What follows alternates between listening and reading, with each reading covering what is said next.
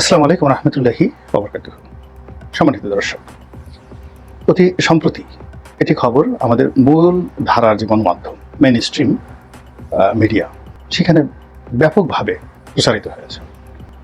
সেটি হলো ঢাকার বিভিন্ন জায়গাতে আওয়ামী লীগ ঝটিকা মিছিল করেছে। তার মধ্যে উত্তরাতে যে ঝটিকা মিছিলটি করেছে সেটা বেশ বড়সড় আকারে হয়েছে, দীর্ঘ সময় ধরে হয়েছে এবং উত্তরাতে এই যে মিটিংটি বা ঝটিকা মিছিলটি আওয়ামী লীগ করবে এটি ওখানকার স্থানীয় নেতৃবৃন্দ জানতো, পুলিশ জানতো, প্রতিপক্ষ জানতো, কিন্তু কেউ কিছু করতে পারেনি।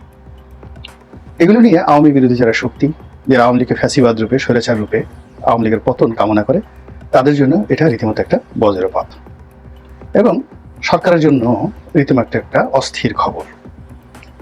অতীতে যা হয় সেটা হলো সরকার সবসময় তার প্রতিপক্ষকে দমনের জন্য পুলিশকে ব্যবহার করে।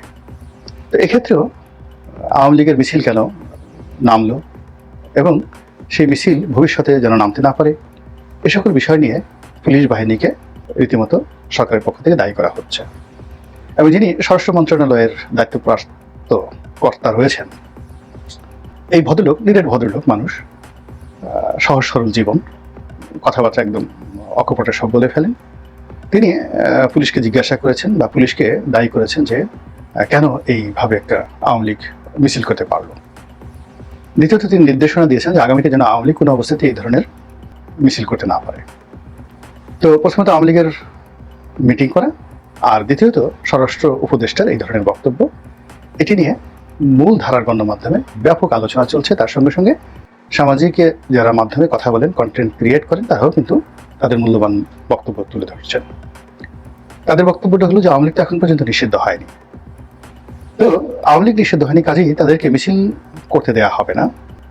এটা কেন স্বরাষ্ট্র উপদেষ্টা বললেন? এটা তো তার এখতিয়ার নেই, পুলিশ তো এই কাজ করতে পারে না। এক। দুই নম্বর হলো যে পুলিশকে এই কথা বলে তিনি তো সেই আগের যে ফ্যাসিবাদী ব্যবস্থা, জামাতকে দমন করার জন্য আওয়ামী লীগ যে কাজ করেছে, বিএনপিকে দমন করার জন্য আওয়ামী লীগ যে কাজ করেছে, ঠিক সেম কাজটি করলেন। তো তিনি এই পুরো পরিস্থিতি কেন রাজনৈতিকভাবে মোকাবেলা করলেন না? তাকে নিষিদ্ধ করেন অথবা কাউন্টার মিছিল করেন আপনার লোকজনকে দিয়ে, বিএনপিকে দিয়ে, বৈষম্য বিরোধী ছাত্রদেরকে দিয়ে। কেন তারা সেই কাজগুলো করতে পারছে না? এগুলো নিয়ে চুলচেরা বিচার হচ্ছে, বিশ্লেষণ হচ্ছে। এখন আওয়ামী লীগের মিছিল দমন করার জন্য পুলিশ দায়িত্ববান হবেন কিনা, পুলিশ মুভ করবে কিনা, এগুলো নিয়ে নানা রকম গুজব ছড়িয়ে পড়েছে। সত্য এবং মিথ্যা আমি বলতে পারবো না, কিন্তু সামাজিক মাধ্যমে নানা রকম পোস্টার এবং ব্যানার লক্ষ্য করা যাচ্ছে। তো সেখানে বর্তমান যে আইজি সাহেব যেটি হয়েছে, সেই আইজি সাহেবকে বলা হচ্ছে, ইনি মিস্টার বাহার, পুলিশের মহাপরিদর্শক, তার ছবি দিয়ে একটা বক্তব্য বলা হচ্ছে যে পুলিশ হত্যা এবং থানা লুটের যে ঘটনা, এই বিষয়গুলোর সুরাহা না হলে বা এই সংক্রান্ত মামলা না হলে পুলিশকে আওয়ামী বিরোধী যে মিছিল বন্ধ করার কাছে উৎসাহিত করা যাবে না। তো এই কথা তিনি, তার ছবি ব্যবহার করা হয়েছে, কিন্তু বলা হচ্ছে যে মেট্রোপলিটন পুলিশ কমিশনার বলেছেন। ধরে নিলাম যে পুলিশ এই ধরনের কোনো কথা বলেনি, কিন্তু এটা সামাজিক মাধ্যমে প্রচার করা হচ্ছে। এখন সামাজিক মাধ্যমে এই যে প্রচার করা হচ্ছে, এটা কিন্তু ভীষণ রকম যাকে বলা হয় আলোচিত হচ্ছে, এটা নিয়ে আতঙ্ক ছড়িয়ে পড়েছে, এটা নিয়ে বিতর্ক হচ্ছে। অর্থাৎ বাংলাদেশে যে প্রায় ২৫০০ পুলিশ হত্যাকাণ্ডের শিকার হয়েছেন আগস্ট মাসের ৫ তারিখের আগে পরে, এটার একটা হত্যা মামলা কেন হবে না? কেন এই হত্যায় যারা জড়িত তাদের বিচার হবে না? কেন? থানাগুলো যে লুট হয়েছে, অনেক থানায় হাজার হাজার অস্ত্র, এর মধ্যে অনেকে থানায় অস্ত্র জমা রেখেছে।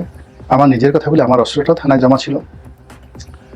তো আমার যে থানায় অস্ত্র জমা ছিল, আমি যখন আনতে গেলাম এই কয়েকদিন আগে, তখন ওসি সাহেব বললেন যে স্যার, আপনার সৌভাগ্য, আমাদেরও সৌভাগ্য, অনেক থানায় অনেক অস্ত্র লুট হয়েছে, অনেক প্রাইভেট অস্ত্র লুট হয়ে গেছে, কিন্তু ভাগ্য ভালো আমাদের থানায় এই কাজটা হয়নি। এই জন্যই যে আপনাকে অস্ত্রটা ফেরত দিতে পারলাম, এজন্য কৃতজ্ঞ। এখন এই যে থানার যে ভারী অস্ত্র, তারপর বিভিন্ন ব্যক্তিগত অস্ত্র, এগুলো যে লুট হলো, থানা পুড়িয়ে দেওয়া হলো, থানার যানবাহন পুড়িয়ে দেওয়া হলো, এই মামলাগুলো কেন হবে না? এটা নিয়ে বিভিন্ন মহল থেকে দাবি উঠছে এবং এই দাবির সঙ্গে সঙ্গে পুলিশকে যত বেশি আপনি অ্যাক্টিভ করবেন, যত বেশি শক্তিশালী হবে, এই দাবি পুলিশের পক্ষ থেকে ১ নম্বর দাবি হিসাবে করা হবে। এবং পুলিশ এখন যে অবস্থাতে গত সেই 3 মাসের মধ্যে তারা যেভাবে নিজেদেরকে গ্রুমিং করে ফেলেছে, অনেকটা আত্মবিশ্বাস ফিরে পেয়েছে। এভাবে যদি চলতে থাকে আগামী 3-4 মাসের মধ্যে এই থানা লুটের বিষয়ে, অস্ত্র লুটের বিষয় এবং পুলিশ হত্যার বিষয়ে অবশ্যই মামলা করার জন্য পুলিশ সর্বশক্তি নিয়োগ করবে। আপনি বোঝার চেষ্টা করুন যে সেই বিডিআর পিলখানা হত্যাকাণ্ড হয়েছে 2009 সালে, সেটি কত মানুষের শাস্তি হলো, কত মানুষ চাকরি হারালো, বিডিআর নামটি চলে গেল, কিন্তু ওই যে অসন্তোষ রয়ে গেছে, এখন আবার নতুন করে কমিশন হয়েছে। ওই যে 71-এর রাজাকার আলবদর আর শামস যে হত্যাকাণ্ডগুলো ঘটিয়েছে, দেখেন সেই যুদ্ধাপরাধের বিচার হয়েছে। আবার এখন যে বিচারের জন্য এই যুদ্ধাপরাধ ট্রাইব্যুনাল গঠন করা হয়েছিল, আইসিটি, ইন্টারন্যাশনাল ওয়ার ক্রাইম যে ট্রাইব্যুনাল, তো সেই ট্রাইব্যুনালে এখন আবার আওয়ামী লীগ নেতাদের বিচার হচ্ছে। সেখানে রাশেদ খান মেনন, হাসিনুল হক নিউ, তারপরে সালমান এফ রহমান, তারপরে আইনমন্ত্রী আনিসুল হক, সাবেক আইনমন্ত্রী, এরপর সাবেক খাদ্যমন্ত্রী কামরুল ইসলাম সহ সব নেতাদেরকে সেখানে পিঠ মোড়া করে বেঁধে প্রথমে সেখানে তাদেরকে জামায়াতে আনা হতো, আর এখন তাদের সেই সম্পর্কে নেতিবাচক কথাবার্তা হচ্ছে যে তারা কোর্টে এসে ভাব দেখান, হাসেন, হাত নাড়েন, তারপর সে বিভিন্ন মন্তব্য করেন, দেখা হবে, আবার যুদ্ধ করব, বেঁচে থাকতে হবে লড়াই করে, ভালো আছি, দোয়া করো। তো এই যে হাত নাড়ানোর কারণে তাদের দেখা গেল যে প্রথমে তাদেরকে হাত করা পড়ানো হলো সামনে, এবং এতেও তাদের লজ্জা হয়নি, তারা সেই হাত নাড়াচাড়ি করতো হাত করা পড়া অবস্থায়। এখন দেখলাম যে এদেরকে পিঠ মোড়া করে বেঁধে পিছনে হ্যান্ডকাপ পরিয়ে, তারপর পুরো হেলমেট মাথায় দিয়ে এমনভাবে আনা হচ্ছে যে তারা মাথা উঁচু করতে পারছেন না, তাদের যে 32টা দাঁত বের করে যেটা ভেস্কি দিবেন ওই অবস্থা এখন আর তাদের কারো নেই। বরং কয়েকদিন আগে সাবেক যে খাদ্যমন্ত্রী বা সাবেক আইনমন্ত্রী কামরুল ইসলাম ঢাকা কোর্টে গিয়ে একটা বেশ লাটগিরি দেখিয়েছিলেন। তিনি হেঁটে উঠতে পারবেন না, গালাগালি করেছেন, ফাজলামো পেয়েছো, মস্কারা পেয়েছো, লিফট চালু নাই কেন। তো এই যে তার চেয়ে বয়স্ক মানুষ ডক্টর মোহাম্মদ ইউনূসকে যখন এভাবে উঠানো হতো তখন তো তিনি এই ধরনের কথা বলেননি। তো এই যে তার কারণে কি হলো, এখন দেখা গেল যে তাকে এই কোর্টে উঠানোর আগে এখন পিঠমোড়া করে বেঁধে তারপরে তাকে হ্যান্ডকাপ পরিয়ে উঠানো হচ্ছে, এবং এই হ্যান্ডকাপ পরানোর সময় তিনি বলছেন যে আস্তে করে আমি ব্যথা পাচ্ছি। এই যে কণ্ঠটা যে তার নরম হয়ে যাচ্ছে। তো তদ্রূপ মানে পুলিশ এমন একটা সংগঠন, এটা বাংলাদেশের সবচেয়ে প্রাচীনতম সংগঠন, পাক ভারত উপমহাদেশের সবচেয়ে বনেদি এবং সবচেয়ে প্রাচীনতম সংগঠন। এটার যে রুলস অফ বিজনেস এটি আমাদের সেনাবাহিনীর থেকে বেটার। এদের যে ট্রেনিং, এদের যে রেকর্ড, আপনি কি দেখেন আর্মি মিউজিয়ামে, সেনাবাহিনীর মিউজিয়ামে তাদের যে রেকর্ড রয়েছে তার চেয়ে পুলিশের যে রেকর্ড অনেক স্ট্রং, অনেক স্ট্রং। এবং পাবলিকের সঙ্গে অ্যাকশন রিয়াকশন, রাজনীতি নিয়ন্ত্রণ, মুহূর্তের মধ্যে পরিবর্তিত পরিস্থিতির সঙ্গে অ্যাডাপশন, এই ক্ষমতা সরকারি কর্মকর্তাদের মধ্যে সবচেয়ে বেশি আছে পুলিশের। তো সেই পুলিশের 2500 সদস্যর হত্যাকাণ্ড, 2.25 লাখ পুলিশ, আপনার কি মনে হয় লেমন জুস খাবে, ফিডার খাবে, বা মুখে সেই চুষনি দিয়ে তারা চুচু করবে না? যখনই সুযোগ পাবে তখনই তারা গর্জে উঠবে, এবং এমনভাবে গর্জে উঠবে এই আওয়ামী লীগ লোকদের হাত করা পরানো দেখেই আপনার সেটা আন্দাজ করা উচিত। যে কয়দিন আগে এই পুলিশের, এখন বলা হয় যে পুলিশের 90% কর্মকর্তা আওয়ামী লীগের, তো 90% কর্মকর্তা আওয়ামী লীগের হলে সেই কর্মকর্তাদের দ্বারা আওয়ামী লীগের নেতাদের কি অবস্থা হচ্ছে।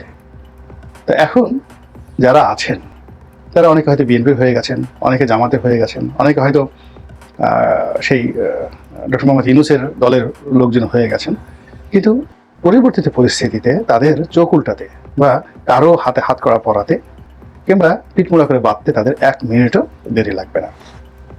এবং এটা হবেই, মানে পুলিশ যদি থাকে, আপনি যদি পুলিশ পুরো ব্যান করে দেন, এখানে নাম যদি রাখেন পুলিশ, নাম যদি রাখেন পুলিশ, এবং প্রতিটি সদস্যকে বাদ দিয়ে জুলাই আগস্ট বিপ্লবের ছাত্রদেরকে এখানে নিয়োগ দেন, সেটা একটা ভিন্ন ইতিহাস হতে পারে। কিন্তু যতক্ষণ পর্যন্ত উর্দি আছে, পুলিশের রেকর্ড আছে, এবং যতক্ষণ পর্যন্ত এই ট্রেডিশন, সেই পুলিশ অ্যাক্ট আছে, যতক্ষণ পর্যন্ত সিআরপিসি আছে, বাংলাদেশ পেনাল কোড আছে, এবং ফৌজদারি কার্যবিধি, দণ্ডবিধি যতক্ষণ পর্যন্ত তাদের ফেভারে আছে, ততদিন পর্যন্ত, সেটা আজকে হোক, কালকে হোক, 5 বছর পরে হোক, 10 বছর পরে হোক, 20 বছর পরে হোক, এগুলো নিয়ে মামলা হবেই।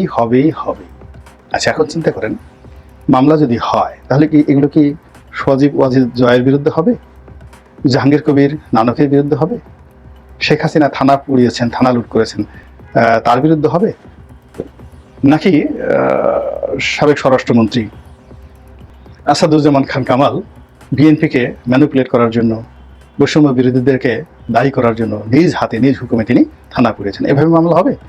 নাকি ইতিমধ্যে যে সকল তথ্য সংগ্রহ করা হয়েছে, উপাত্ত সংগ্রহ করা হয়েছে, যে সকল বক্তব্য রেকর্ড করা হয়েছে, যে সকল ব্যক্তিদেরকে অ্যাসার্টেন করা হয়েছে এবং যে সকল কথাবার্তা আকাশে বাতাসে উড়ে বেড়ায়, তাদের উপর ভিত্তি করে যদি আগামীতে এই মামলাসমূহ পরিচালিত হয় তাহলে কি হবে? কারা আসামি হবেন? তখন কেমন একটা রাজনৈতিক পরিস্থিতি হবে? কারা গ্রেপ্তার বরণ করবেন এবং সেই ঘটনায় কারা লাভবান হবেন, কারা খুশি হবেন এবং কারা বেজার হবেন? দেখুন তো একটু হিসাব করে, আপনার কাছে কি মনে হয় না যে স্বাধীনতার পর থেকে আজ অবধি বাংলাদেশে জাতীয়ভাবে যত দুর্ঘটনা ঘটেছে বিস্তৃতির দিক থেকে সবচেয়ে বড় দুর্ঘটনা এইবারের থানা লুট, পুলিশ হত্যা। ফলে এটাকে আপনি খুব বেশি দিন ধামাচাপা দিয়ে রাখতে পারবেন না এবং এটার জন্য যে কেবলমাত্র ভুক্তভোগী তারা দায়ী হবেন তা নয়, আগামীতে যারা ক্ষমতায় আসবেন তারা এটাকে প্রতিপক্ষকে দমন করার জন্য রোষানল হিসেবে ব্যবহার